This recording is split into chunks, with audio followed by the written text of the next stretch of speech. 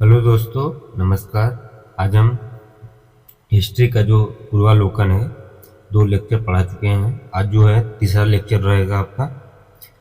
तीसरा लेक्चर में जो चैप्टर आज हम लोग ऑब्जेक्टिव टाइप क्वेश्चन करेंगे, गवर्नर जनरल या वायसराय। ठीक है।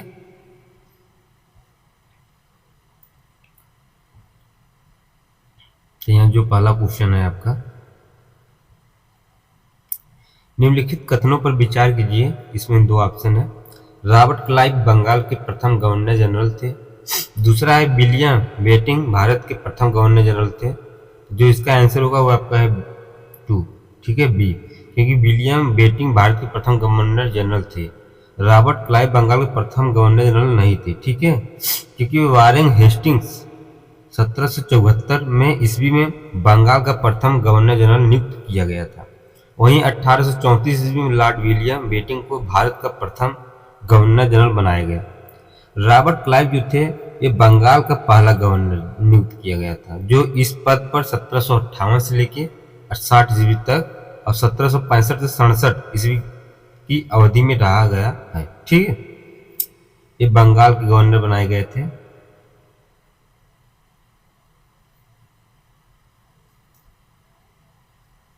ठीक है, अगला क्वेश्चन है आपका, भारत का प्रथम गवर्नर जनरल कौन थे उस समय? तो देखिए इसमें ये ऑप्शन दिया है, बिहार का क्वेश्चन है। ठीक,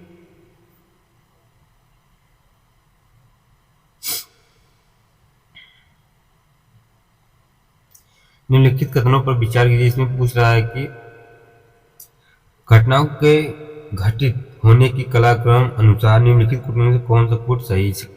क्लाइव का पुनः भारत पर आगमन, इलाहाबाद की संधि, बक्सर का युद्ध, वारेन हेस्टिंग का भारत का गवर्नर। जिसे क्लाइव का जो है पुनः आगमन जो हुआ था, आपका यहाँ देख लीजिए, इसमें ए भी आयोग इसको सही से माना नहीं है आंसर। जो बक्सर का युद्ध हुआ था वो 22 अक्टूबर 1764 में हुआ था। वहीं क्लाइव का पुनः भारत में आगमन कब हुआ था? तो 3 मई 1765 में। और इलाहाबाद की संधि कब हुआ था? तो अगस्त 1765 ईस्वी में। वारेन हेस्टिंग का बंगाल का गवर्नर बनाना 1772 में। इस प्रश्न में त्रुटि है कि वारेन हेस्टिंग को भारत का गवर्नर जनरल बताया गया है, जो कि गलत है। कलकत्ता प्रेसिडेंसी या बंगाल का गवर्नर 1772 ईस्वी में बना था तथा 1774 ईस्वी में बंगाल का गवर्नर जनरल बना। निकटतम सही उत्तर बी हो गया। ठीक है, अगला क्वेश्चन है आपका, निम्नलिखित कथनों में कौन सा कथन सही नहीं है? जन प्रशासन की नींव वारेन हेस्टिंग द्वारा मजबूती से रखी गई, जिस पर ऊपरी संरचना कॉर्नवालिस ने की थी, तो सही है। ईस्ट इंडिया कंपनी के असैनिक और सैनिक सुधार करने का श्रेय क्लाइव को था, ये भी सही है। लॉर्ड विलियम बेटिंग सबसे बड़े ब्रिटिश शासकों में से एक था, क्योंकि उसने भारत में ब्रिटिश साम्राज्य को संग्रहित किया था, ये गलत है। ठीक, लॉर्ड डलहौजी के धोती के सिद्धांत के आधार पर ब्रिटिश साम्राज्य में समृद्धि क्षेत्र जोड़े थे, ये भी सही है। इसके हिसाब से आंसर जो होगा आपका सी होगा। ठीक, कुछ व्याख्या देख लें इसका। क्लाइव जो है समय में असैनिक तथा सैनिक दोनों सुधार हुए हैं। सैनिक सुधार के अंतर्गत मतलब होता है कि क्लाइव ने उपहार नेता लेना तथा निजी व्यापार बंद करना दिया। उसने आंतरिक कर देना अनिवार्य बना दिया गया था। सैनिक सुधारों के अंतर्गत क्लाइव ने आज्ञा दी कि दोहरा भत्ता बंद करवा दिया जाएगा तथा जनवरी 1765 से यह भत्ता केवल उन सैनिकों को ही मिलता था जो बंगाल तथा बिहार की सीमा से बाहर कार्य करते थे। जन प्रशासन की नींव वारेन हेस्टिंग्स द्वारा मजबूती से रखी गई थी, जिस पर ऊपरी संरचना कॉर्नवालिस ने तैयार की थी। कॉर्नवालिस के समय में न्यायिक सुधारों, फौजदारी कानूनों में सुधार, पुलिस सुधार, कर संबंधित सुधारों तथा व्यापारिक सुधारों से जन प्रशासन की नींव पड़ी थी। विलियम बेटिंग 1828 से 35 ईस्वी के शासन के 7 वर्ष पुरानी निरंतर युद्धों तथा संयोजन की नीति को तिलांजलि दे दी गई। भारत के ऐतिहासिक में बेटिंग का नाम सामाजिक तथा प्रशासनिक सुधारों के कारण स्मरण किया जाएगा। लॉर्ड डलहौजी जो है 1848 से 56 ईस्वी तक व्यक्तिगत सिद्धांत के अंतर्गत 1848 में सतारा, 1849 में जयपुर, संभलपुर जो है 1850 में, बगाल घाट जो है 1852 ईस्वी में, उदयपुर 1854। डलहौजी ने अवध का विलय कुप्रशासन के बहाने किया था।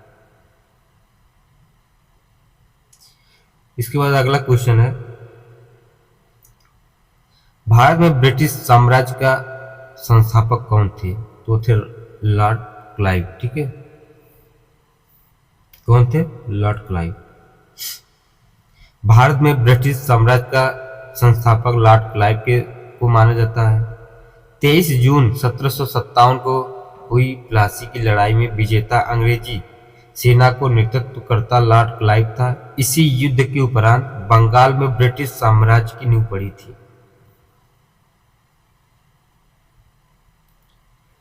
अंग्रेजों के विरुद्ध बनारस विद्रोह का नेतृत्व किसने किया था? वो थे राजा चेत सिंह। ऑप्शन सी सही है। बनारस विद्रोह राजा चेत सिंह द्वारा 1781 ईस्वी में किया गया था। इस विद्रोह में तत्कालीन गवर्नर जनरल वारेन हेस्टिंग्स ने अपने सैनिकों के साथ भागकर चुनार के किले में शरण लिया था। कलकत्ता में एशियाटिक सोसाइटी की स्थापना के समय बंगाल का गवर्नर जनरल कौन था? तो थे Lord Warren Hastings. Option B सही है। 15 जनवरी 1784 को एशियाटिक सोसाइटी की स्थापना के समय बंगाल का governor general Lord Warren Hastings 1784-1785 ईस्वी में था। सुरक्षा प्रकोष्ठ की नीति संबंधित किससे है? तो है वारेन हेस्टिंग्स से। ऑप्शन ए सही होगा इसका।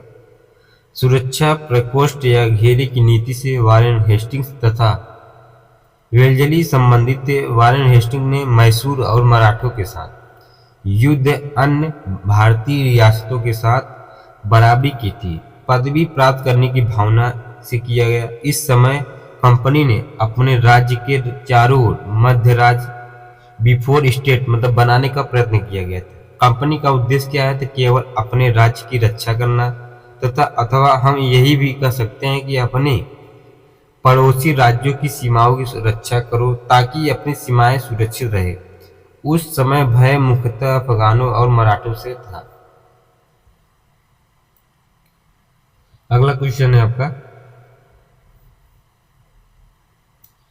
रिंग फेंस नीति का संबंध इनमें से किससे है? रिंग फेंस क्या होता है? तो ये वारेन हेस्टिंग्स द्वारा लाया गया था। ठीक, अगला क्वेश्चन इसमें है, निम्नलिखित में से किसने बंगाल में द्वैध शासन प्रणाली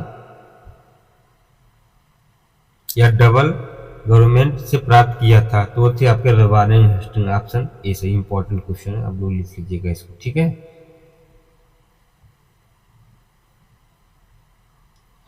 तो वारेन हेस्टिंग्स जो है 1772 में कोर्ट ऑफ डायरेक्टर्स ने दोहरी शासन प्रणाली का समाप्त करने का निर्णय लिया था तथा कलकत्ता परिषद एवं उनके प्रधान को आज्ञा दी कि वे स्वयं दीवान बने और बंगाल, बिहार तथा उड़ीसा के प्रबंधन को अपने हाथ में ले ले।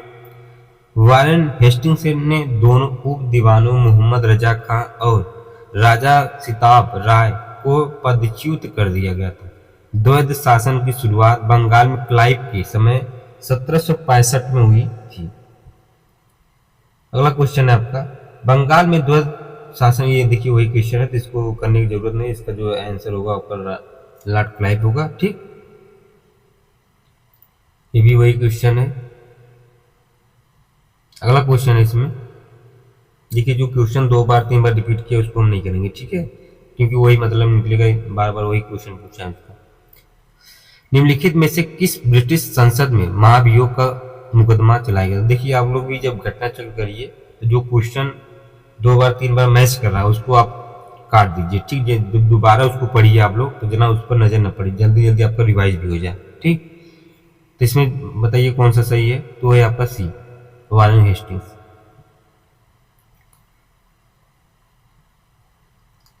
वेल्लोर का विद्रोह जो है किस गवर्नर जनरल के समय हुआ था? तो थे आपके सर जॉर्ज बालो। ऑप्शन बी सही है इसका।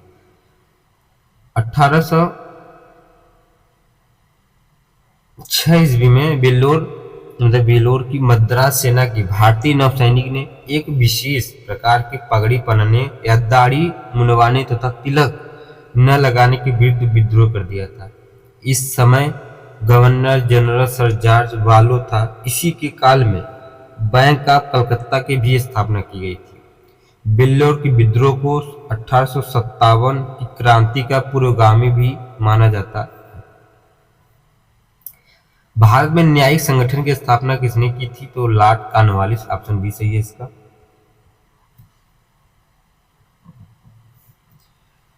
दीवानी और फौजदारी न्यायालय की श्रेणी संगठन के जरिए न्याय प्रदान करने की एक नई व्यवस्था नींव अंग्रेजों ने रखी थी। इस व्यवस्था के वारन हेस्टिंग्स ने आरंभ किया कि मगर कॉर्नवालिस ने इसे दृढ़ बनाया। 1793 ईस्वी में कॉर्नवालिस संहिता संहतियों के पृथक्करण के सिद्धांत पर आधारित थी। इसके तहत और न्याय प्रशासन को पृथक कर दिया गया था। ठीक है, अगला क्वेश्चन है, निम्नलिखित में से किस गवर्नर जनरल ने भारतीय की प्रसंविधाबद्ध या सिविल सेवा या कोवेंटेंट सिविल सर्विस ऑफ इंडिया का सृजन किया गया, जो कालांतर में भारतीय सिविल सेवा के नाम से भी जानी जाती है? वो थे कॉर्नवालिस, ऑप्शन सी सही है। भारत की प्रसंविधाबद्ध सिविल सेवा या लोक सेवा आयोग सृजन कॉर्नवालिस द्वारा किया गया था। बंगाल का गवर्नर जनरल बनने के बाद कॉर्नवालिस ने प्रशासन को पुनर्गठित किया था तथा राजस्व बोर्डों का भंग करके इसके संबंध में नए नियम बनाए तथा कंपनी के अधिकारियों के व्यक्तिगत व्यापार के संबंध में भी नए नियम बनाए गए थे। उसमें कॉर्नवालिस रोड के माध्यम से दीवानी तथा न्यायिक क्षेत्रों में स्पष्ट विभाजन किया गया था, जिसने आगे चलकर भारतीय सिविल सेवा का रूप लिया था। भारतीय लोक सेवा आयोग परिवर्तन किया गया था तो थी कॉर्नवालिस के शासनकाल में, ऑप्शन बी सही है इसका। 18वीं शताब्दी के उत्तरार्ध में किसे प्रायः कंपनी बहादुर की शानो शौकत का स्थानीय प्रतिनिधित्व किया था? देखिए इंपॉर्टेंट क्वेश्चन है, ये समीक्षा अधिकारी 2021 में क्वेश्चन पूछ चुका है। ठीक है, इसका जो आंसर होगा आपका दरोगा। 1793 ईस्वी में लॉर्ड कॉर्नवालिस जमींदारों को उनके पुलिस कर्तव्यों से अलग कर प्रत्येक 20 से 30 वर्ष या 30 वर्ग मील के क्षेत्र में थाना स्थापित किया गया था। दरोगा नामक पुलिस जो है अधिकारी नियुक्त किया गया। दरोगा की नियुक्ति जो है पर्यवेक्षक मजिस्ट्रेट द्वारा किया जाता था। किसानों दरोगा को कंपनी बहादुरी को शानो शौकत या स्थानीय प्रतिनिधित्व मानते थे। अगला क्वेश्चन आपका है, लॉर्ड कॉर्नवालिस की कब्र कहाँ स्थित है? गाजीपुर में। देखिए ये भी इंपॉर्टेंट क्वेश्चन है। लॉर्ड कॉर्नवालिस जो है आपका 1786, 93 और 30 जुलाई 1805 से 5 अक्टूबर 1805 तक बंगाल का गवर्नर जनरल रहा है।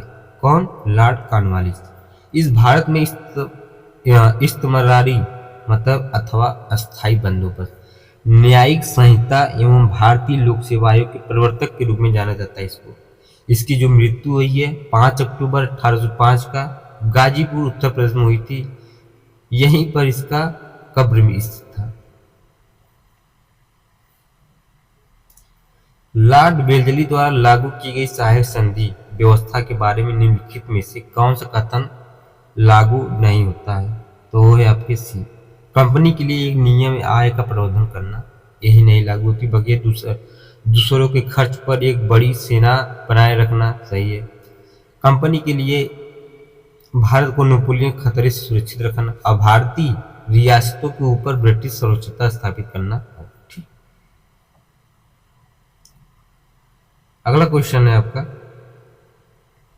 लॉर्ड वेल्जली की सहायक संधि को स्वीकार करने वाला पहला मराठा सरदार कौन था? तो थे Peshwa Bajirao second, option B सही है इसका।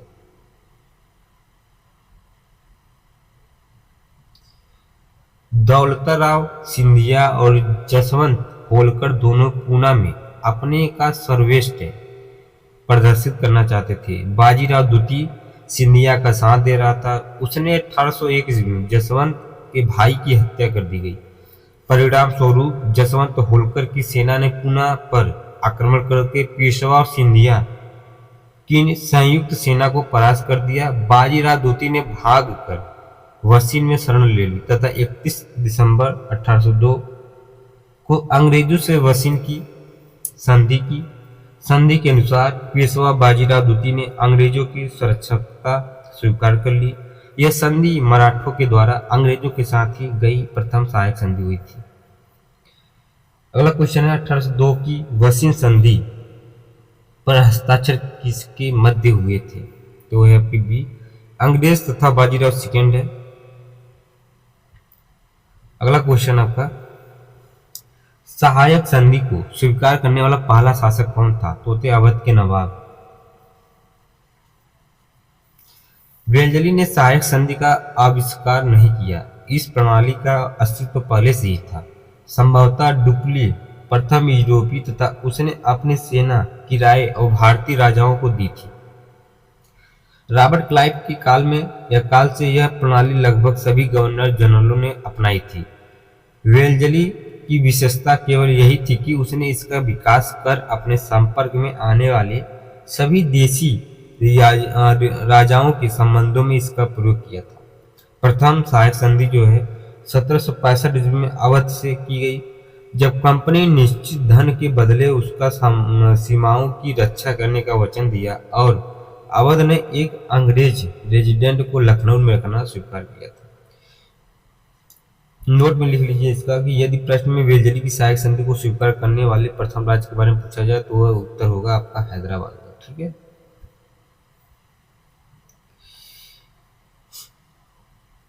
ये रिपीट क्वेश्चन किया इसका। ठीक,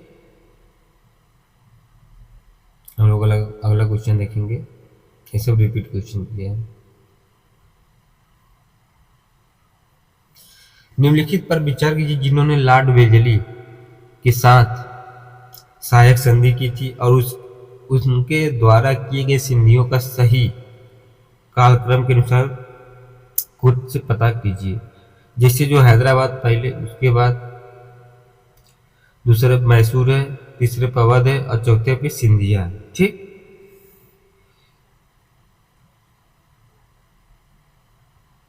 जो हैदराबाद 1798 ईस्वी में और आपका मैसूर 1799 ईस्वी में, तंजौर 1799 ईस्वी में, अवध 1801, पेशवा 1802। ठीक, अगला क्वेश्चन है आपका, भारतीय राज्य या भारतीय राज्यों पर अंग्रेजी प्रभुत्व स्थापित करने के लिए किसने प्रशासन में सहायक संधि प्रणाली का सूत्रपात किया था? वो थे ऑप्शन बी, लॉर्ड वेल्जली। लॉर्ड वेल्जली ने भारतीय राज्यों को अंग्रेजी राजनीतिक परिधि में लाकर अंग्रेजों की प्रभुसत्ता स्थापित करने के लिए सहायक संधि प्रणाली का प्रयोग किया। इससे अंग्रेजी सत्ता की श्रेष्ठता और प्रभुत्ता स्थापित हो गई थी।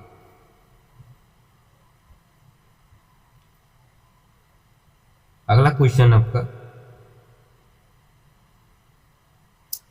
ईस्ट इंडिया कंपनी का राजपूत राज्यों ने या राज्यों से सहायक संधि करने का मुख्य उद्देश्य क्या था? तो अंग्रेजी की प्रभुसत्ता स्थापित करना। Option B. निम्नलिखित युगों में से कौन सा सही सुमेलित नहीं है? इसे बक्सर का युग 1764 में सही है। सहायक संधि 1863 ये गलत है, क्योंकि सहायक संधि जो प्रणाली 1798 ईस्वी में होगा। 1798। भारत में ईस्ट इंडिया कंपनी का अधिकार 1813 से 33 सही है। ब्रिटिश नागरिकों और कंपनियों के लिए भारत 1813 में व्यापार करने को लगा, तो ये भी सही है। ठीक, देखिए इसका कुछ व्याख्या हम लोग देख लें। भारत में अंग्रेजी सत्ता की श्रेष्ठता स्थापित करने तथा फ्रांसीसियों के भय को समाप्त करने के उद्देश्य से वेल्जली ने सहायक संधि प्रणाली को 1798 ईस्वी में आरंभ किया था। सहायक संधि स्वीकार करने वाले राज्यों में हैदराबाद, 1798 में प्रथम था। बक्सर का युद्ध 1764 ईस्वी में ईस्ट इंडिया कंपनी का एकाधिकार 1833 में 1833 के अधिनियम से पूर्णतः समाप्त हो गया था तथा ब्रिटिश नागरिक तथा कंपनियों के लिए भारत में व्यापार खोला गया जाना 1813 में सुमिलित है। अगला क्वेश्चन है आपका, उस समय जब नेपोलियन की शक्ति के सामने यूरोप में साम्राज्य धराशायी हो रहे थे तो नीचे लिखे गवर्नर जनरलों में से किस एक ने भारत में ब्रिटिश पताका फहराए रखी? तो वो थे Lord Wellesley, option C. Lord Wellesley ने भारत की ओर से 1797 में प्रस्थान किया, जो कि आंग्ल इतिहास में संभवतः सबसे अंधकारमय समय था। फ्रांस के विरुद्ध यूरोपीय शक्तियों का बना हुआ मोर्चा छिन्न भिन्न हो चुका था और नेपोलियन मिस्र तथा सीरिया की विजिट कर चुका था तथा गंभीरतापूर्वक भारत पर आक्रमण करने की सोच रहा था। ऐसी परिस्थिति में वेलेस्ली ने भारत में सहायक संधि प्रणाली का प्रयोग किया, जिससे अंग्रेजी सत्ता की श्रेष्ठता स्थापित हो गई तथा नेपोलियन का भय भी टल गया।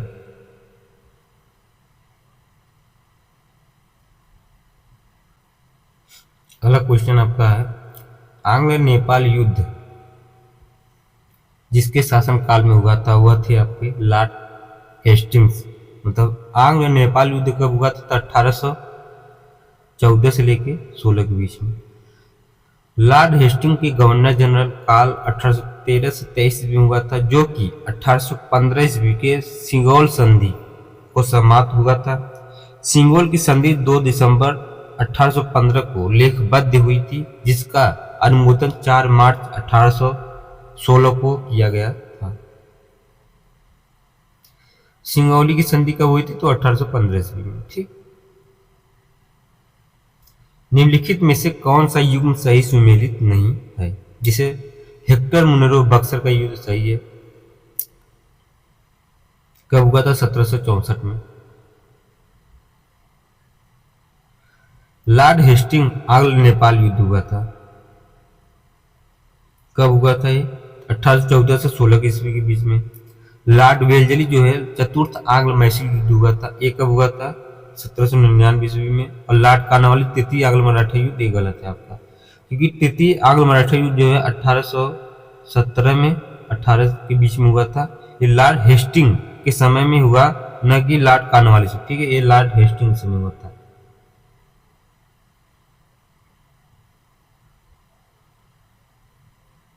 ठीक,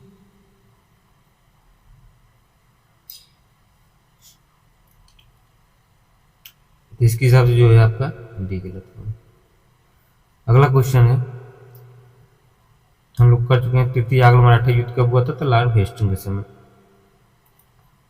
सर टॉमस मुनरो किन वर्षों में मद्रास के गवर्नर रहे हैं? तो ऑप्शन ए सही होगा, 1820 से लेकर 1827 के बीच। इसका थोड़ा व्याख्या हम लोग देख लें। सर टॉमस मुनरो 1820 से 1827 तक मद्रास के गवर्नर रहे। दक्षिण भारत में भू राजस्व वसूली हेतु लागू की गई व्यवस्था रैयतवाड़ी व्यवस्था थी। इस व्यवस्था के जन्मदाता टॉमस मुनरो और कैप्टन रिड थे, जिन्होंने सर्वप्रथम इसे तमिलनाडु के बारामाहल जिले में लागू किया। तत्पश्चात यह व्यवस्था मद्रास, मुंबई के कुछ हिस्से, असम तथा कुर्ग, आधुनिक कर्नाटक का एक भाग में लागू हो गई थी।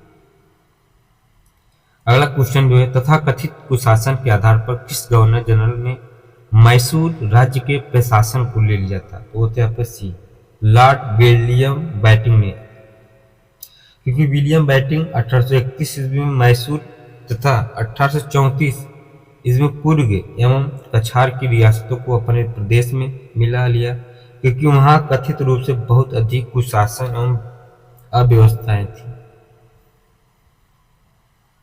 अगला क्वेश्चन है आपका, निम्नलिखित बंगाल के गवर्नर जनरलों में से कौन एक तृतीय आंग्ल मैसूर युद्ध से संबद्ध था? तो उससे आपके बी, ऑप्शन बी सही है, लॉर्ड कॉर्नवालिस, क्योंकि तृतीय आंग्ल मैसूर युद्ध 1790 से 1792 ईस्वी में लॉर्ड कॉर्नवालिस संबद्ध है। इस युद्ध में कॉर्नवालिस ने स्वयं सेना के बागडोर संभाली थी। इसी युद्ध में टीपू ने श्रीरंगपट्टनम की संधि 1792 ईस्वी में कर ली थी, जिसके अनुसार टीपू को अपने राज्य का लगभग आधा भाग अंग्रेजों और उनके साथियों मतलब निजाम और मराठों को देना पड़ा था। ठाकुर के दमन में निम्नलिखित में कौन सा संबंध था? तो है कैप्टन स्लीमैन, ऑप्शन बी सही होगा इसका। ठीक, अगला क्वेश्चन हम लोग देखते हैं, ठगों का उन्मूलन किनके नेतृत्व में हुआ था? तो कैप्टन स्लीमैन, ऑप्शन बी इसका भी सही है। अगला क्वेश्चन है, निम्नलिखित में से कौन से सामाजिक सुधार विलियम बेंटिक ने प्रारंभ किया था? सती प्रथा का उन्मूलन सही है। दास प्रथा का उन्मूलन ये भी सही है। धर्म परिवर्तन के कारण अयोग्यता के प्रावधान को हटाना ये गलत था, ये नहीं किए थे। ठगों के संगठित गिरोहों का दमन ये भी किए थे। ठीक, इसके हिसाब से आंसर जो होगा सी होगा, क्योंकि लॉर्ड विलियम बेंटिक 1828 में बंगाल प्रेसिडेंसी का गवर्नर जनरल बना और 1829 में उसने सती प्रथा को अपराध घोषित करके उसका उन्मूलन किया था। बेंटिक के काल में भारत सरकार अधिनियम 1833 पारित किया था तथा इसमें दास प्रथा के उन्मूलन का प्रावधान किया गया। बेंटिक ने ठगों की गिरोह के विरुद्ध भी अभियान चलाया जा रहा है उसका, ठीक है, दमन करने का प्रयास भी किया गया। बेंटिक ने शिक्षा की ओर प्रवेश की स्वतंत्रता पर भी काम किया। 1835 में वह इंग्लैंड वापस चला गया। धर्म परिवर्तन के कारण अयोग्यता के प्रावधान को 1850 में हटाया गया था। सती प्रथा पर पाबंदी किसने लगाई थी? तो वह थे सी, विलियम बेंटिक। राजा राममोहन राय जैसे प्रभुत्व भारतीय सुधारकों ने विलियम बेंटिक को इस प्रथा को अवैध घोषित करने की प्रेरणा दी। बहुत से समकालीन प्रगतिशील समाचार पत्रों ने इनका समर्थन किया और विलियम बेंटिक ने कानून बनाकर सती प्रथा को पूरी तरह प्रतिबद्ध कर दिया था। दिसंबर 1829 ईस्वी के नियम 17 द्वारा विधवाओं को जलाना अवैध घोषित कर दिया गया। प्रारंभ में यह कानून केवल बंगाल प्रेसिडेंसी में लागू किया गया था। बाद में फिर इसको 1830 ईस्वी में यह नियम बंबई और मद्रास प्रेसिडेंसी में भी लागू कर दिया गया था। अगला क्वेश्चन है, हम लोग कर चुके हैं कि सती को गैर कानूनी किसने घोषित किया था? तो फिर विलियम बेंटिक ने। वही क्वेश्चन ये भी है। हिल असेंबली प्लान किसके द्वारा आदिवासी उन्नति के लिए किया गया था? तो होते हैं क्लीवेलैंड, ऑप्शन बी सही होगा इसका। क्योंकि संथाल परगना के राजा महल क्षेत्र के प्रथम ब्रिटिश कलेक्टर ऑगस्टस क्लीवेलैंड द्वारा आदिवासियों को उन्नति हेतु हिल असेंबली प्लान को कानूनित किया गया था। इसके अंतर्गत आदिवासी मुखियों को सीमित न्यायिक शक्तियां भी सौंपी गई। 1796 ईस्वी के रेगुलेशन 1 द्वारा इस व्यवस्था को विनियमित करने का प्रयास भी किया गया था।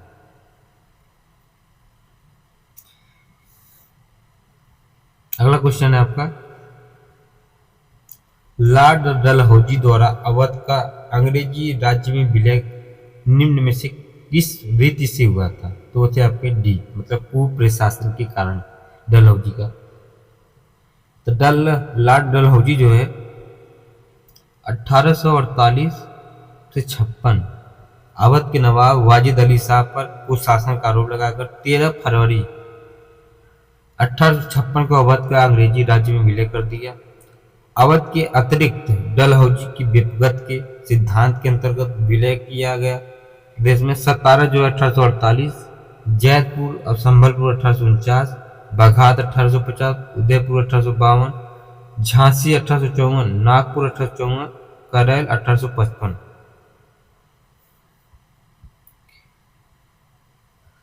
अगला क्वेश्चन, निम्नलिखित में से किस देशी रियासतों को अंग्रेजी ने अपने क्षेत्र में नहीं लिया था? वो थे आपके ग्वालियर, एमपी में पड़ता है। अगला क्वेश्चन, ब्रिटिश साम्राज्य अवध का विलय कब हुआ था? तो 1856 ईस्वी में, ऑप्शन इसका डी सही होगा।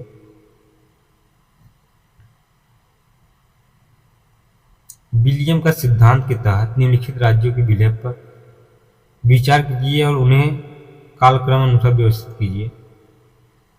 जैसे सतारा कब हुआ था? 1849 में।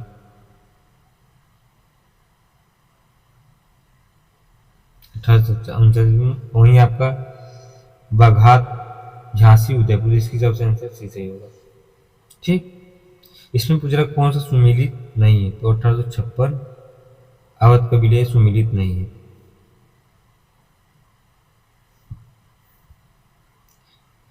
निम्नलिखित में से किसने विलय की नीति नियोजित एवं क्रियान्वित किया था? तो वह आपका डलहौजी, ऑप्शन सी सही होगा इसका।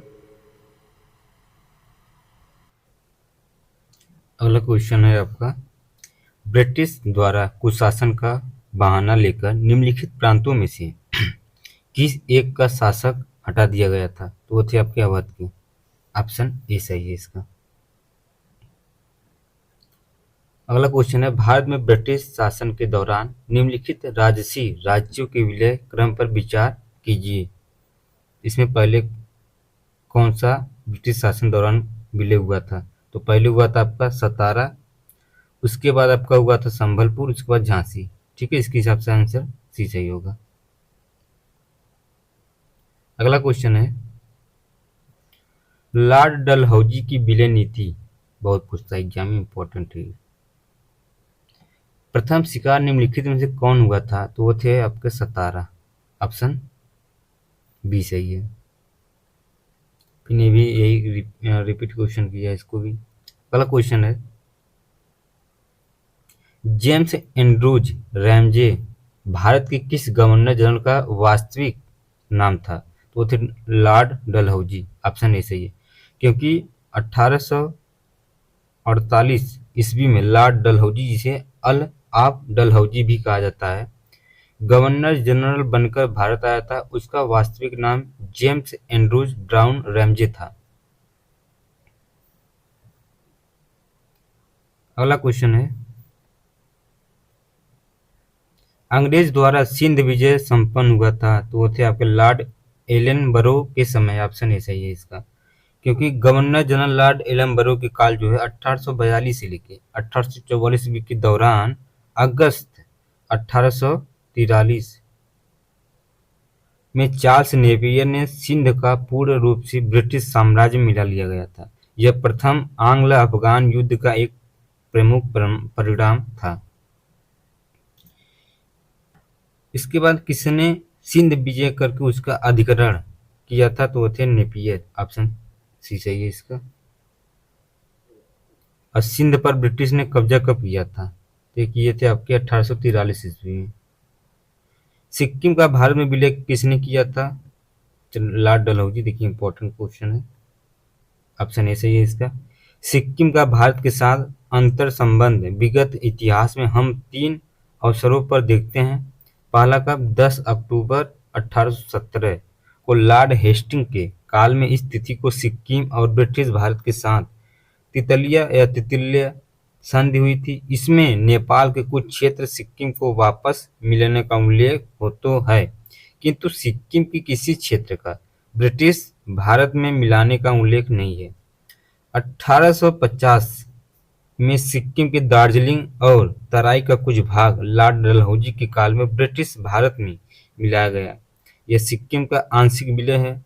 1975 ईस्वी में सिक्किम का पूर्ण विलय स्वतंत्र भारत में हुआ था।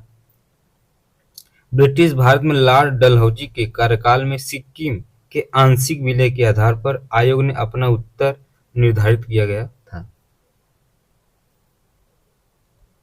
अगला क्वेश्चन है आपका, निम्नलिखित में से कौन अवध का ब्रिटिश रेजिडेंट तथा जब अवध का ब्रिटिश साम्राज्य में विलय हुआ था? तो थे जेम्स आउटरम, ऑप्शन ए सही है इसका। 1854 में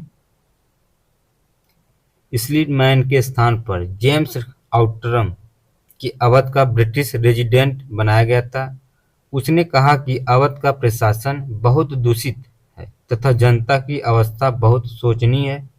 आउटरम की रिपोर्ट को ही फरवरी 1856 में अवध के अधिग्रहण का आधार बनाया गया था। 1857 के विद्रोह के समय लखनऊ में ब्रिटिश रेजिडेंट हेनरी लॉरेंस था जो विद्रोहियों के हाथों मारा गया था। भारत में प्रथम रेलवे लाइन किस ब्रिटिश गवर्नर के समय बिछाई गई थी? तो थे लॉर्ड डलहौजी। ऑप्शन ए सही है इसका। भारत में रेल निर्माण की दिशा में प्रथम प्रयास ब्रिटिश गवर्नर लॉर्ड डलहौजी द्वारा किया गया था। प्रथम रेलवे लाइन जो है 1853 ईस्वी में बंबई से थाने के बीच डलहौजी के समय बिछाई गई थी। एक क्वेश्चन हो गया। अगला क्वेश्चन है कि ये भी देखिए रिपीट क्वेश्चन पूछा है। किस कंपनी ने सर्वप्रथम भारत में रेल यात्रा प्रारंभ किया था? तो थे Great Indian Peninsula Railway. Option B सही है इसका। क्योंकि 1853 में बम्बई बोरी बंदर स्टेशन से थाने के मध्य भारत में सर्वप्रथम रेल यात्रा का प्रारंभ ग्रेट इंडियन पेनिनसुला रेलवे द्वारा किया गया था। अगला क्वेश्चन है ब्रिटिश भारतीय राज्य क्षेत्र का अंतिम प्रमुख विस्तार हुआ था। तो उसे डफरिन के समय। ऑप्शन ए सही है इसका। क्योंकि 1885 में तृतीय आंग्ल बर्मा युद्ध हुआ और 1 जनवरी 1886 को संपूर्ण बर्मा को ब्रिटिश भारत में मिला दिया गया, जो ब्रिटिश भारतीय राज्य क्षेत्र का अंतिम प्रमुख विस्तार था। इस समय वायसराय जो थे लॉर्ड डफरिन था। अगला क्वेश्चन है पब्लिक वर्कस डिपार्टमेंट को 1845 से 1855 के दौरान स्वरूप देने वाले थे, वो थे लॉर्ड डलहौजी। ऑप्शन ए सही है। क्योंकि डलहौजी जैसे पूर्व सार्वजनिक निर्माण का कार्य एक सैनिक बोर्ड पर था।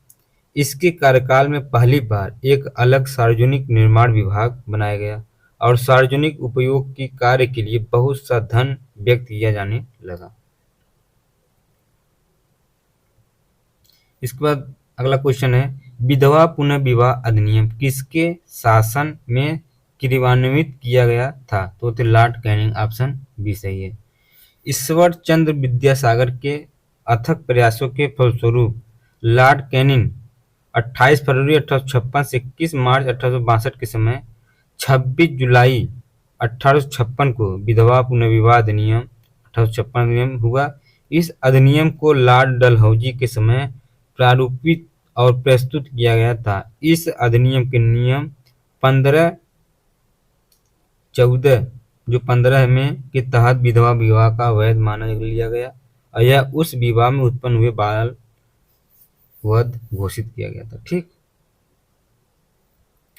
1 नवंबर 1858 को महारानी विक्टोरिया का घोषणा पत्र इलाहाबाद में पढ़कर सुनाया गया था। तो वो थे आपके लॉर्ड कैनिंग ने। ऑप्शन बी सही है इसका। क्योंकि 1857 की महान क्रांति का सबसे महत्वपूर्ण परिणाम था महारानी की घोषणा पत्र। घोषणा पत्र में यह घोषणा की गई कि 1 नवंबर 1858 को इलाहाबाद में हुए दरबार, देखिए इलाहाबाद का नाम प्रयागराज हो गया। ठीक है, आप लोग ध्यान देना थोड़ा। दरबार में भारत के प्रथम वायसराय लॉर्ड कैनिंग द्वारा उद्घोषित की गई थी।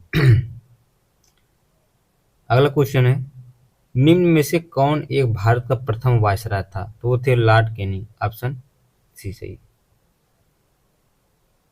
ये भी क्वेश्चन रिपीट किया है कि 1 नवंबर 1858 को महारानी विक्टोरिया का घोषणा पत्र पढ़कर सुनाया था। तो वो थे इलाहाबाद में लॉर्ड कैनिंग ने।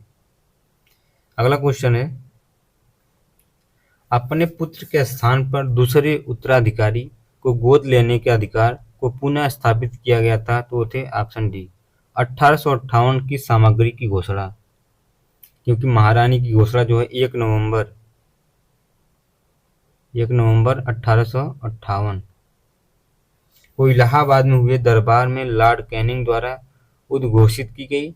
इसमें भारतीय देशी राज्यों के प्रति नीति को भी व्यापक रूप से परिवर्तित किया गया और ब्रिटिश साम्राज्य के लिए संभावित किसी संकटापन्न स्थिति से बचाव के लिए उनका प्रयोग करने हेतु उन्हें तैयार किया गया। विजय और विलय की नीति का पूर्णतः परित्याग कर दिया और देशी राज्यों के शासकों को उत्तराधिकारियों को गोद लेने की अनुमति दी गई थी। महारानी विक्टोरिया को भारत की सामग्री नियुक्त किया गया था तो 1877 में, ऑप्शन सी सही है इसका। क्योंकि राजसी उपाधि अधिनियम जो है ब्रिटिश संसद द्वारा 1876 में पारित किया गया था। इस अधिनियम के तहत महारानी विक्टोरिया को 1 जनवरी 1877 को दिल्ली दरबार में भारत की सामग्री घोषित किया गया था। इसी प्रकार सम्राट एडवर्ड सेवन को वर्ष 1903 में तथा जॉर्ज V को वर्ष 1911 में भारत का सम्राट घोषित किया गया था।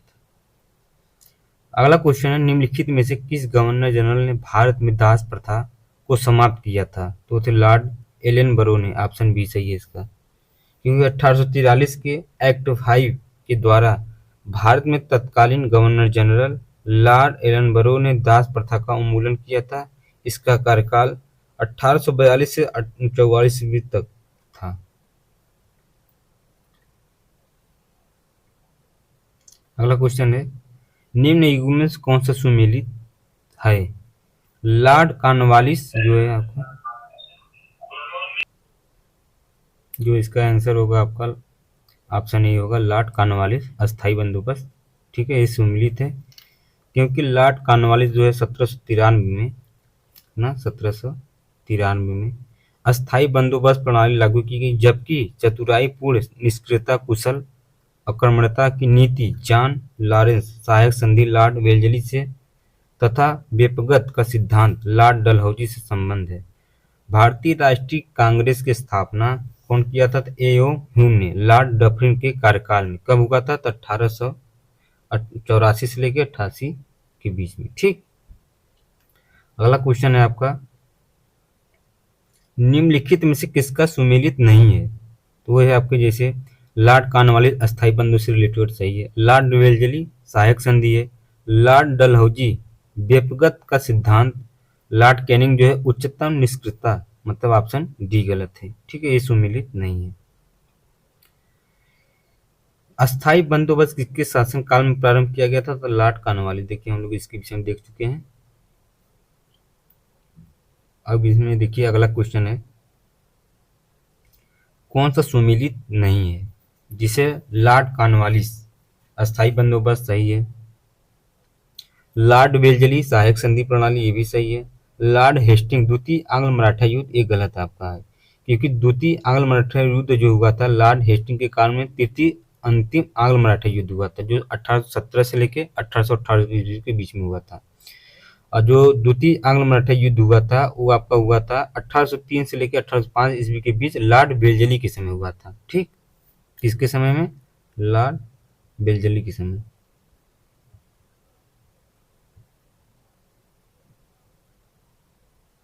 तो इसका आंसर जो होगा आपका सी गलत होगा। और लॉर्ड विलियम बेटिंग जो 1829 में 17 रेगुलेशन एक्ट लाया गया था। ठीक, तो द्वितीय, इसका व्याख्या थोड़ा हम लोग देख लें। द्वितीय आंग्ल मराठा युद्ध जो हुआ है 1803 से लेकर 1805 ईस्वी के बीच लॉर्ड वेल्जली के काल में हुआ था। लॉर्ड हेस्टिंग के काल में तृतीय तथा अंतिम आंग्ल मराठा युद्ध 1817 से 1818 ईस्वी में हुआ था। तृतीय आंग्ल मराठा युद्ध में मराठों के पराजय के पश्चात लॉर्ड हेस्टिंग्स ने पेशवा की गद्दी 1818 ईस्वी में समाप्त कर दी तथा पश्चिमी भारत में स्थित पेशवा का समस्त प्रदेश बम्बई प्रेसिडेंसी में सम्मिलित कर लिया गया। इसके अतिरिक्त कंपनी ने बुंदेलखंड, मालवा, शेष भारत जिस पर पेशवाओं का प्रभुत्व था पर राजनैतिक अधिकार कर लिया। ये तीनों युग में सम्मिलित है। पेशवाई को कब समाप्त किया गया था? तो 1818 ईस्वी के बीच में। अगला क्वेश्चन है आपका, निम्नलिखित में से किसने राजपूताना की देशी रियासतों के साथ वर्ष 1817 से 18 के अधीनस्थ संधि की बातचीत की गई थी? चार्ल्स मेटकाफ, ऑप्शन बी सही है। क्योंकि राजपूताना की रियासतों के साथ 1817 से 18 की अधीनस्थ संधि की वार्ता चार्ल्स मेटकाफ ने की थी। लॉर्ड हेस्टिंग ने राजपूताना पर ब्रिटिश सर्वोच्चता तथा मराठों और पिंडारियों के प्रति राजपूताने की तटस्थता सुनिश्चित करने के लिए दिल्ली के तत्कालीन रेजिडेंट चार्ल्स मेटकाफ को वार्ताकार बनाया गया था। इसके बाद अगला क्वेश्चन है, निम्नलिखित में से कौन सा सुमेलित नहीं है। यूपीपी से 2014 में पूछा था एक क्वेश्चन। जैसे लॉर्ड कॉर्नवालिस अस्थायी बंदोबस्त हम लोग देख चुके हैं, लॉर्ड वेलेस्ली ये भी देख चुके हैं। सर जॉन शोर जो है आंग्ल नेपाल युद्ध, ये गलत है आपका, क्योंकि आंग्ल नेपाल युद्ध जो है लॉर्ड हेस्टिंग के काल में हुआ था। किसके काल में? लॉर्ड हेस्टिंग के काल में, ठीक है, हेस्टिंग्स के काल में। कब हुआ था? 1814 के समय में। और जो लॉर्ड हेस्टिंग तृतीय आंग्ल मराठा युद्ध भी हुआ था, ठीक है। इसका थोड़ा हम लोग व्याख्या देख लें। आंग्ल नेपाल युद्ध लॉर्ड हेस्टिंग के काल में हुआ था और 1814 में पहला युद्ध लड़ा गया, लेकिन कोई विशेष सफलता नहीं मिली थी। फिर 1815 में दूसरा युद्ध लड़ा गया, कुमाऊं में अल्मोड़ा को जीत लिया गया तथा मेजर जनरल आक्टर लोनी ने वीर गोरखा द्वारा या सरदार अमीर सिंह थापा को मलाव का किला समर्पित करने के लिए विवश किया गया था। ब्रिटिश सेना राजधानी काठमांडू से 30 मील की दूरी तक पहुंच गई थी और 2 दिसंबर 1815 को संगौली की संधि हुई थी। ठीक, ये पूछता है कि संगौली की संधि कब हुई थी और किसके शासनकाल में हुआ था। ठीक है, लिखबद्ध हुई थी, जिसे 4 मार्च 1816 को अनुमोदित किया गया था। कुमाऊं, गढ़वाल और शिमला जिले जो है अंग्रेजों को सौंप दिए गए थे। अगला क्वेश्चन है, कौन सा एक सही सुमेलित है? जिसे लॉर्ड एलनबरो अवध का विलीनीकरण, ये गलत है आपका, क्योंकि लॉर्ड एलनबरो जो हुआ था इनके शासनकाल में, ये सिंध का अंग्रेजी राज्य में अगस्त 1843 में विलय कर लिया गया था।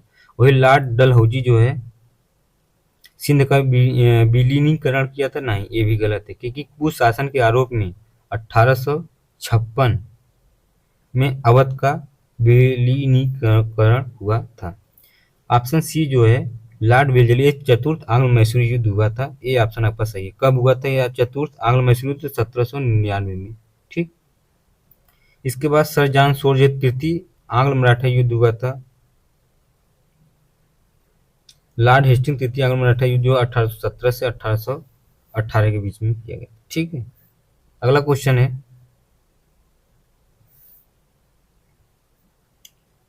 कौन सा सुमेलित नहीं है? जिसे लॉर्ड डलहौजी अवध का विलीनीकरण हुआ था, लॉर्ड डफरिन के काल में भारतीय राष्ट्रीय कांग्रेस की स्थापना हुई थी। तीसरा, Lord William Bentinck chartered act 1833 का पारित होना, ये भी सही है।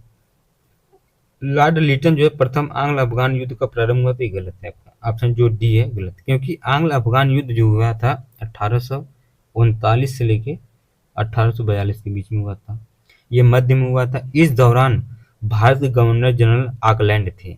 ठीक, कौन थे? ऑकलैंड।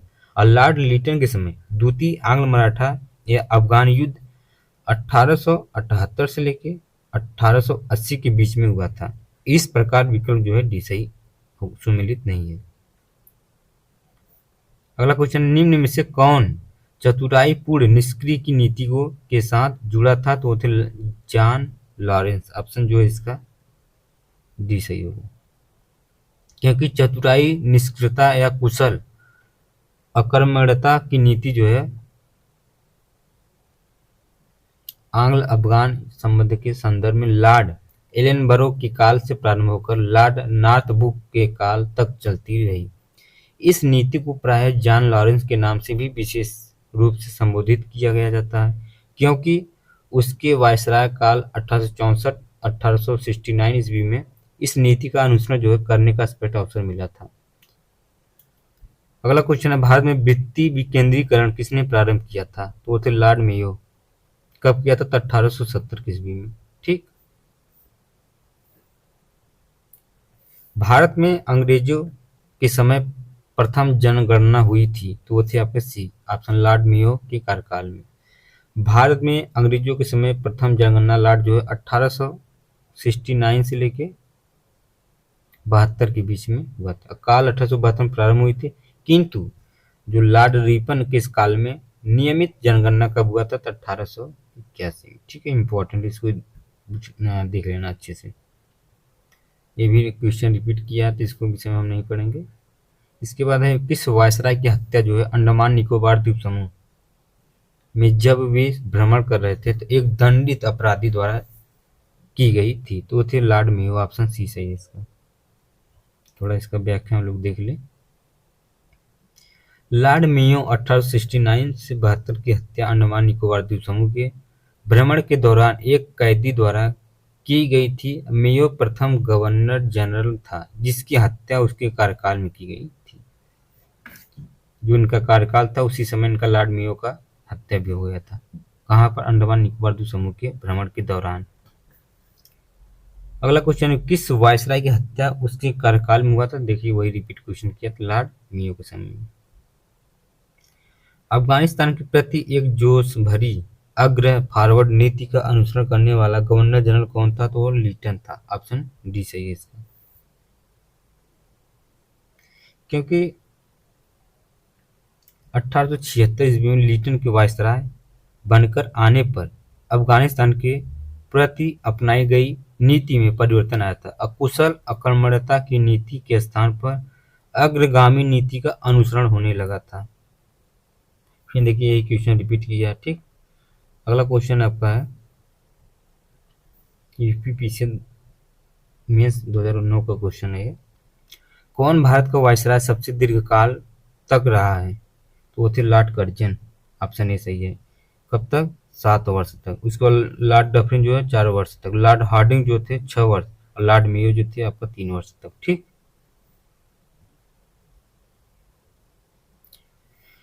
अगला क्वेश्चन है आपका, भारत में स्थानीय स्वायत्तशासी संस्थाएं या 1882 ईस्वी में सशक्त की गई थी? तो वो थे आपके बी, लॉर्ड रिपन द्वारा। ऑप्शन बी सही है इसका। क्योंकि 1880 ईस्वी में इंग्लैंड में ग्लैस्टर के नेतृत्व में उदारवादी दल सत्ता में आया था। ग्लैडस्टन यूरोप में स्वतंत्रता का समर्थक था। उसने अपनी भारत के प्रति नीति का इन शब्दों में वर्णन किया था, हमारा भारत में रहने का अधिकार इस तर्क पर है कि हमारा वहाँ रहना भारतीयों के लिए हितकर है, और साथ ही यह कि भारतीय यह अनुभव करे कि यह हितकर है। इस दौरान रिपन को वायसराय पद के लिए चुना गया। संभवतः रिपन के कार्यकाल का सबसे महत्वपूर्ण कार्य स्थानीय स्वशासन पर सरकार प्रस्ताव 1882 ईस्वी में था। ठीक, अगला क्वेश्चन है आपका, भारत में स्थानीय स्वायत्त शासन को किसने प्रोत्साहित किया था? तो वो थे आपको लॉर्ड रिपन। ऑप्शन डी सही है इसका आंसर। इल्बर्ट बिल विवाद किससे संबंधित था? तो इल्बर्ट बिल जो है आपका यूरोपियों के लोगों के मामलों की सुनवाई करने के लिए भारतीय न्यायाधीशों पर लगाई गई अयोग्यताओं को हटाया जाना था, इसके लिए मिला। तो ऑप्शन सी सही होगा। ठीक, थोड़ा इसका व्याख्या हम लोग पढ़ लें। सर पीसी जो इल्बर्ट वायसराय की परिषद की विधि सदस्य थे, उन्होंने 2 फरवरी 1883 को विधान परिषद में एक विधेयक प्रस्तुत किया जिसे इल्बर्ट बिल की संज्ञा दी जाती है। इसका जो पत्र का नाम पड़ा इल्बर्ट बिल।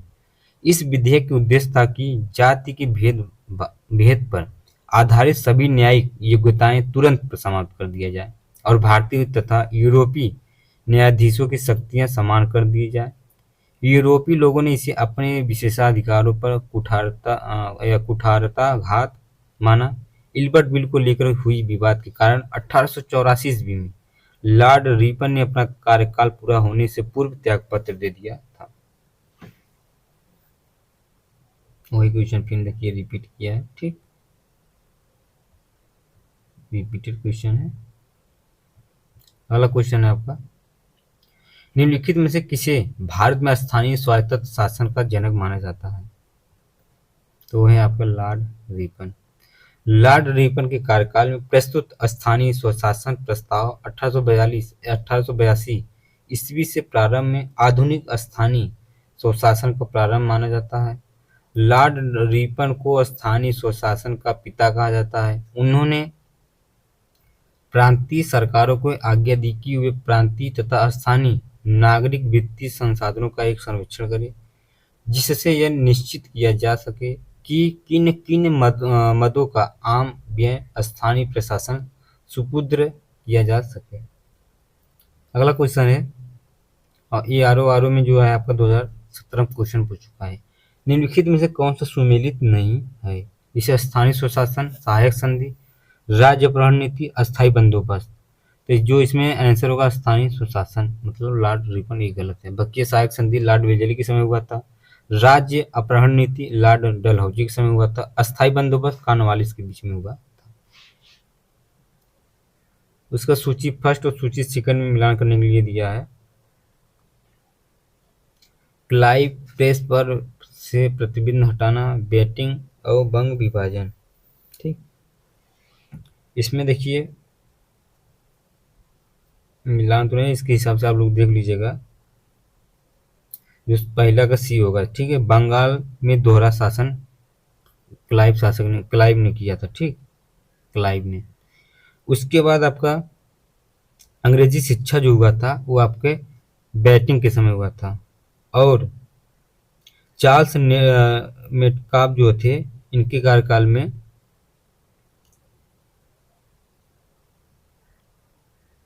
प्रेस पर प्रतिबंध हटाना लगा था। और जो उसके बाद आपका आता है अंग्रेजी शिक्षा या कर्जन पूछ रहा है, तो कर्जन का जो हुआ है आपका बंग विभाजन। ठीक है, ऑप्शन बी। तो इसके हिसाब से आंसर ही सही होगा।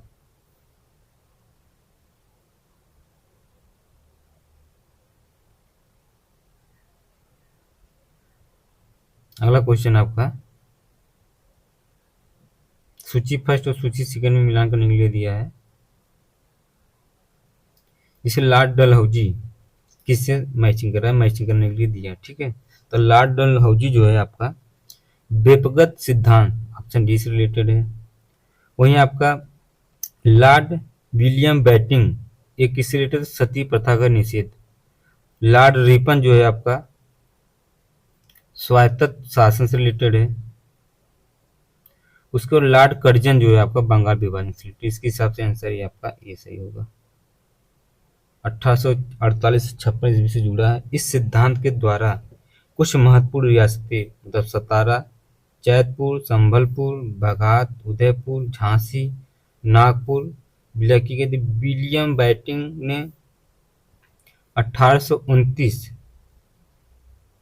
17वें निगम द्वारा सती प्रथा का अंत किया गया। लॉर्ड रिपन के कार्यकाल का सबसे महत्वपूर्ण कार्य स्थानीय स्वशासन पर सरकारी प्रस्ताव था। बंगाल का विभाजन जो है वर्ष 1905 में कर्जन ने किया था। अगला क्वेश्चन है आपका, निम्नलिखित में से कौन सी जोड़ी गवर्नर जनरल और घटना सुमिलित है? वह है option C, Lord Ellenborough Sindh पर विलय हुआ था। लॉर्ड एलनबरो जो है 1842 से 44 ईस्वी के समय 1843 ईस्वी में सिंध का विलय किया गया था। भारतीय पुरातत्व सर्वेक्षण की स्थापना किसके काल में हुई थी? तो वो थे लॉर्ड कर्जन। भारत में पुरातत्व सर्वेक्षण संबंधी प्रयास 1784 ईस्वी में कलकत्ता में विलियम जोन्स द्वारा एशियाटिक सोसाइटी की स्थापना के साथ साथ प्रारंभ हुए थे। 1861 ईस्वी में लॉर्ड कैनिंग के द्वारा अलेक्जेंडर कनिंघम को पुरातात्विक सर्वेक्षण नियुक्त किया गया तथा 1871 ईस्वी में पुरातात्विक सर्वेक्षण के लिए सरकार में अलग विभाग बनाया गया। लॉर्ड कर्जन की कार्यकाल 1899 से 1905 के दौरान 1901 में भारतीय पुरातत्व सर्वेक्षण एएसआई को एकीकृत केंद्रीकृत स्वरूप देते हुए जॉन मार्शल को इसका नया महानिदेशक नियुक्त किया गया है। भारतीय पुरातत्व सर्वेक्षण की स्थापना हुई थी वो थे लॉर्ड कर्जन के काल में। ऑप्शन ए सही है इसका। ठीक है, तो क्वेश्चन ये। अगला क्वेश्चन देखिए जो क्वेश्चन हम नहीं कर रहे हैं वो लगभग रिपीट किया क्वेश्चन, वही नहीं करना, बल्कि जो नया क्वेश्चन बना रहा है उसकी इसी में चर्चा। ठीक है, क्योंकि उसमें हम लोग बार बार क्वेश्चन देखने से कोई मतलब नहीं होगा। ठीक है, अगला क्वेश्चन है, प्राचीन स्मारक संरक्षण एक्ट किस गवर्नर जनरल के कार्यकाल में पारित हुआ था? तो लॉर्ड कर्जन के कार्यकाल में। ऑप्शन सी सही होगा इसका, क्योंकि प्राचीन स्मारक संरक्षण अधिनियम 1904 के द्वारा लॉर्ड कर्जन ने भारत में पहली बार ऐतिहासिक इमारतों की सुरक्षा एवं मरम्मत की ओर ध्यान देते हुए 50,000 पाउंड की धनराशि का आवंटन किया था।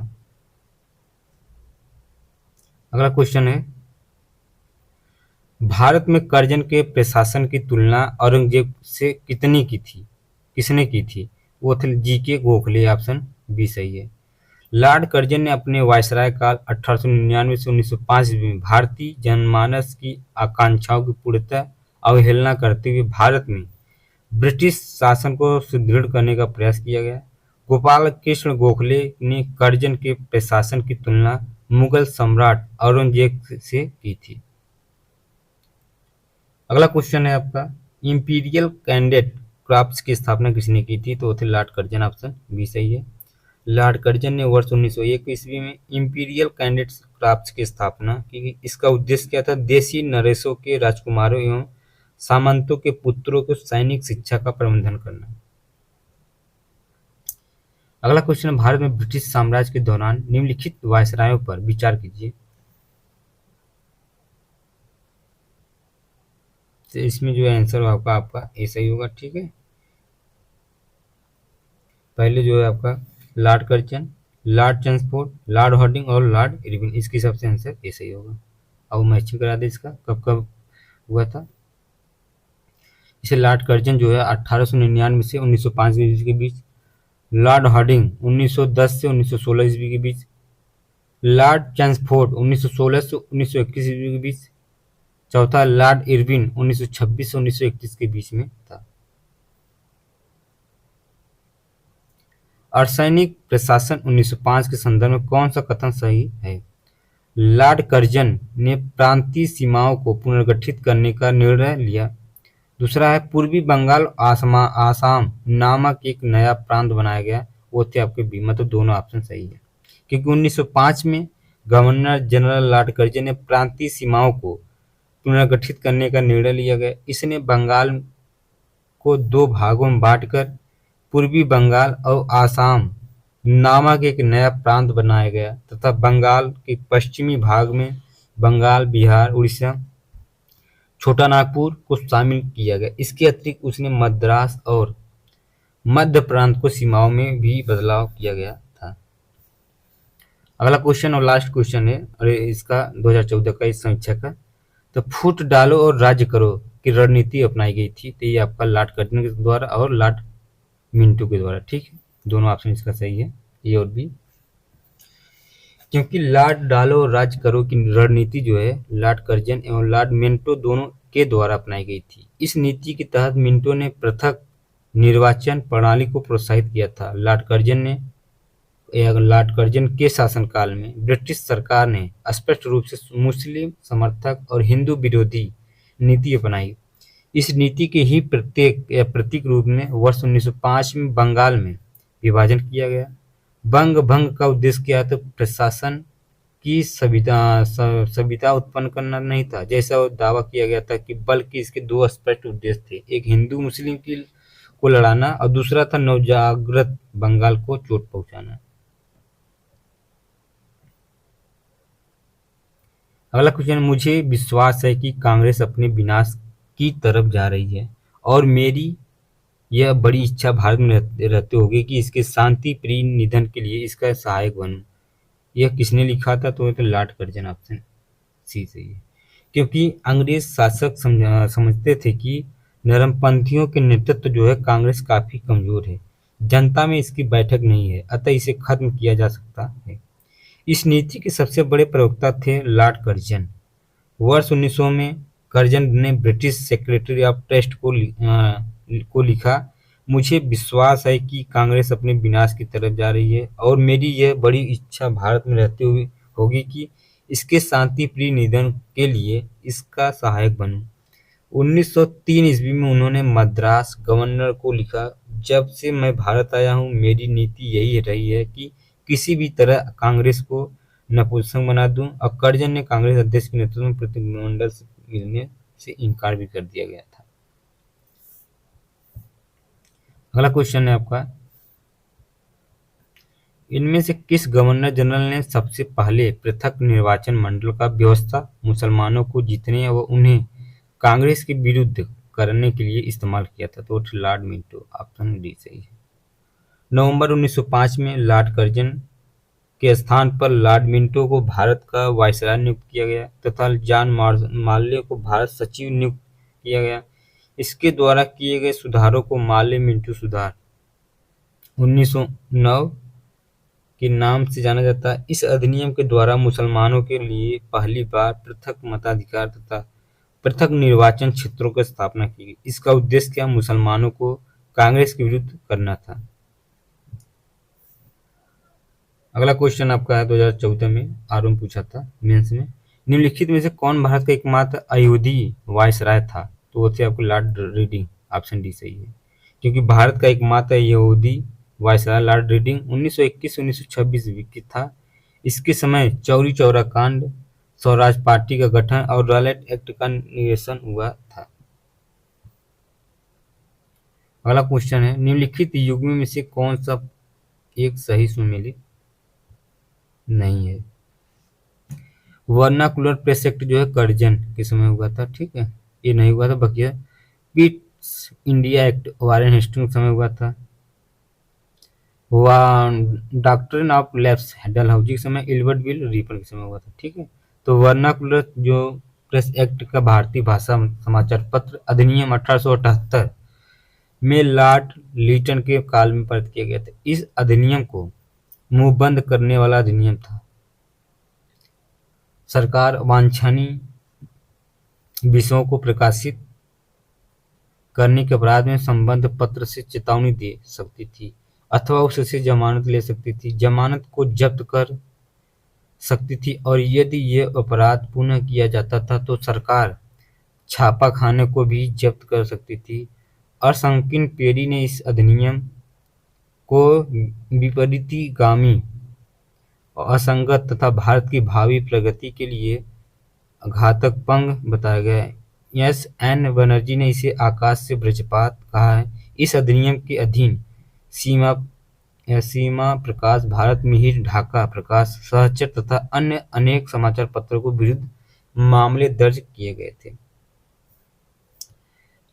अगला क्वेश्चन आपका है, निम्नलिखित में से कौन सा एक युग्म सुमेलित नहीं है? वो था आपका D, vernacular press act Curzon वाला। बाकी ये सब सही, क्योंकि ठगी का दमन जो हुआ है विलियम बेटिंग के समय हुआ था, एल्बर्ट बिल रीपन के समय, और रिंग प्रेस की नीति जो है वारेन हेस्टिंग के समय हुआ था। अगला क्वेश्चन है आपका, ब्रिटिश भारत की राजधानी का कलकत्ता से दिल्ली स्थानांतरण किसके काल में क्रियान्वित किया गया था? तो वो थे लॉर्ड हार्डिंग के समय, ऑप्शन बी सही है इसका, क्योंकि वायसराय लॉर्ड हार्डिंग के समय भारत की राजधानी का कलकत्ता से दिल्ली स्थानांतरित किया गया। वायसराय लॉर्ड हार्डिंग 1911 में जॉर्ज पंचम एक महारानी मेरी को भारत बुलाया था दिल्ली में भव्य दरबार का आयोजन किया, जिसे दिल्ली दरबार की तृतीय के नाम से भी जाना जाता है। और दरबार में बंगाली विभाजन के रद्द कर दिया गया तथा राजधानी के स्थानांतरण की घोषणा भी कर दी गई। अगला क्वेश्चन है आपका मिलान करने के लिए इसमें दिया है, चूक का सिद्धांत या हड़प नीति या डॉक्ट्रिन ऑफ लैप्स ये किससे रिलेटेड है? ये है आपका डलहौजी से, ठीक है, पहले डलहौजी से। बंगाल का विभाजन किससे संबंधित? लॉर्ड कर्जन के समय हुआ था। बंगाल में दोहरा शासन ये क्लाइव के समय हुआ था, और सामाजिक सुधार जो हुआ था बेटिंग के समय हुआ था, ठीक है। इसके हिसाब से आंसर सी सही होगा। चूक का सिद्धांत पढ़ नीति डलहौजी, बंगाल विभाजन डाल कर्जन, बंगाल में दोहरा शासन क्लाइव, सामाजिक सुधार बेटिंग के समय हुआ था। इसके बाद आपका आता है, ये देखिए आज इस क्वेश्चन तो कोई मतलब नहीं इसको कराने के लिए, ठीक है। अगला क्वेश्चन है आपका मैचिंग करने के लिए दिया है, ठीक है। एक साइड स्थान और दूसरी साइड आपका अंग्रेजों द्वारा विलय का वर्ष है।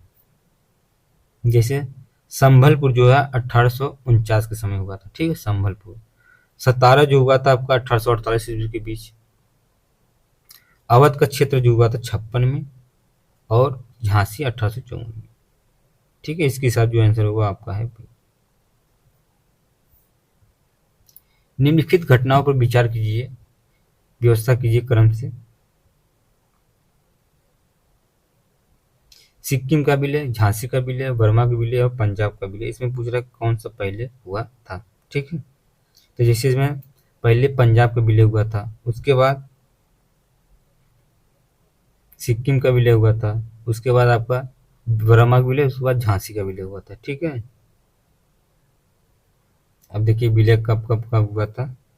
जैसे सिक्किम का विलय 1850 में, पंजाब का विलय 1849 में, वर्मा का विलय 1853 में, और झांसी का विलय जो है 1854 ईस्वी के समय हुआ था। नोट में इसमें करिए कि 1850 में सिक्किम का आंशिक क्षेत्र दार्जिलिंग और तराई का कुछ भाग है ब्रिटिश भारत में विलय हुआ था। उसी तरह प्रथम आंग्ल बर्मा युद्ध द्वारा 1856 में आसाम, मणिपुर, कछार, अराकान प्रांत आदि क्षेत्रों में ब्रिटिश भारत में विलय हुआ था। द्वितीय आंग्ल बर्मा युद्ध द्वारा 1853 में पेगू का विलय कर लिया गया। तृतीय आंग्ल या बर्मा युद्ध द्वारा संपूर्ण बर्मा का विलय भारत में कर दिया गया था। इसके बाद अगला क्वेश्चन है, निम्नलिखित में से किस वायसराय के कार्यकाल में भारतीयों को राय बहादुर और खान बहादुर उपाधियों प्रदान करना प्रारंभ हुआ था? वो है आपका ऑप्शन ई। मतलब 1857 के विद्रोह के समय अंग्रेजों की सहायता करने वाले देसी रियासतों, जमींदारों आदि अपना विश्वासपात्र बनाने के लिए उन्हें उपाधि, खिलअत, भूमि अनुदान, ऋण माफी आदि सुविधाएं प्रदान की गई। इसमें हिंदुओं को दी जाने वाली प्रमुख उपाधि राय बहादुर तथा मुस्लिम एवं पारसियों को दी जाने वाली समकक्ष उपाधि खान 1859 1860 के उपाधियों को दिए जाने के साक्ष्य मिलते हैं। ठीक है, अब देखिए अगला जो चैप्टर होगा आपका ब्रिटिश शासन का भारतीय अर्थव्यवस्था पर प्रभाव। ये ठीक है, ये जो टॉपिक होगा हम अगले वीडियो में देखेंगे।